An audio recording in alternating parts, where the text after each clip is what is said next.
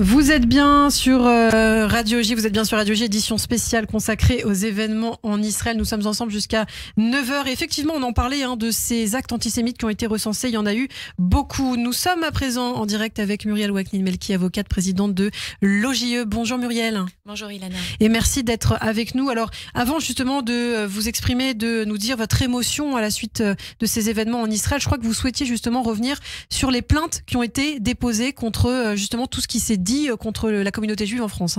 Oui, tout à fait. Vous savez que systématiquement, après des attentats et encore plus cette fois-ci, c'est un déferlement de haine antisémite sur les réseaux sociaux, des apologies du terrorisme qui sont renouvelées chaque jour.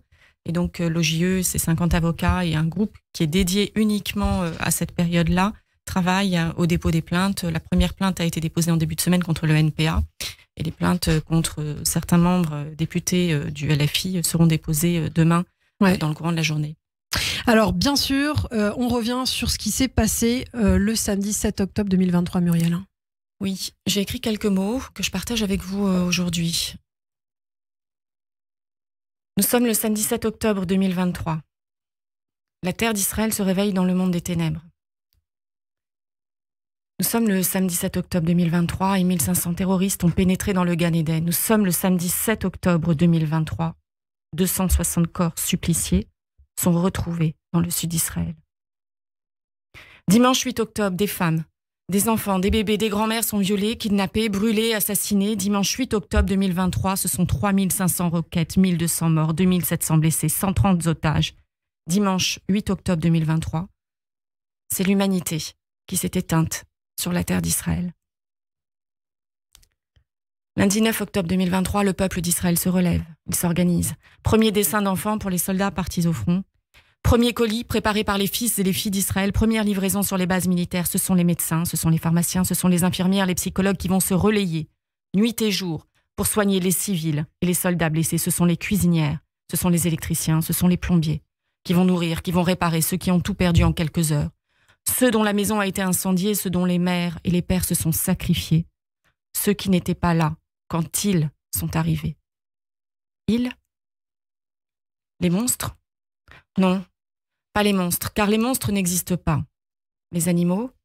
Non, pas les animaux non plus, car les animaux ne décapitent pas les bébés. Les hommes? Non, car les hommes n'éventrent pas les femmes enceintes. Alors qui? Qui ils? Qui sont-ils?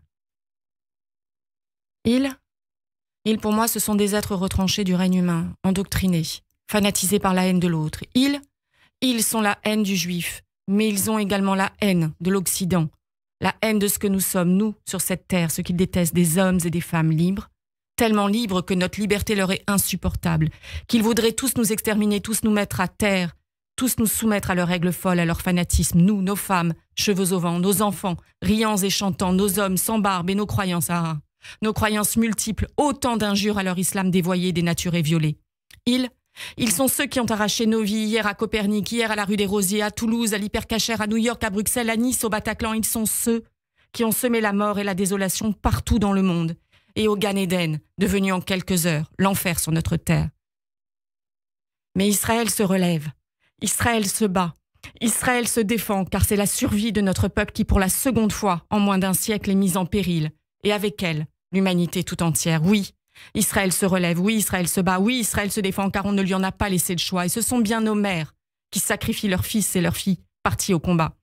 Et ce sont bien nos pères qui pleurent avec elles des larmes éternelles. Oui, Israël se relève, oui, Israël se bat, et oui, Israël se défend. Et personne, non, personne ne pourra lui ôter ce droit. Et demain, encore une fois, nous nous relèverons plus fort et nous construirons et encore, nous, le peuple bâtisseur, car oui, nous sommes le peuple de la lumière. Et que nous n'avons pas, définitivement pas, notre place dans le monde des ténèbres. Am Israël Chai. Merci beaucoup Muriel Waknin-Melki. Am Israël Chai, le peuple d'Israël vivra. Et c'était important d'entendre votre voix. Merci pour cette chronique émotion sur Radio J. Bien sûr, on reviendra avec vous sur tout ce qui concerne l'antisémitisme en France dans les prochains jours, puisque oui, déjà 500 lieux de culte protégés. Et on a entendu ces menaces aussi du chef du Hamas pour demain, vendredi 13 octobre, qui a menacé le monde juif, qui a menacé Israël. En tout cas, on fera le point avec vous. Merci infiniment. Vous restez bien sûr à nos côtés. Nous allons retrouver dans quelques instants Pascal Sunshine à Jérusalem et faire le point notamment sur la visite d'Anthony Blinken en Israël, le secrétaire d'État américain qui s'y rend. Les États-Unis solidaires de Jérusalem. On a entendu le président américain Joe Biden notamment, et Joe Biden qui a confirmé d'ailleurs hier que des enfants avaient été décapités. Et ça, c'était important puisque sur les réseaux sociaux, on a pu voir tout un tas de choses, de gens qui souhaitaient démentir cette information. Le président américain l'affirme. Il l'a vu. Des enfants ont bien été décapités en Israël. L'horreur absolue, bien sûr. Et puis 7h30, la revue de la presse israélienne. Nous serons avec Daniel Haïk à Jérusalem pour revenir sur toutes les unes des quotidiens israéliens. Vous restez avec nous. Nous sommes ensemble jusqu'à 9h. Radio J.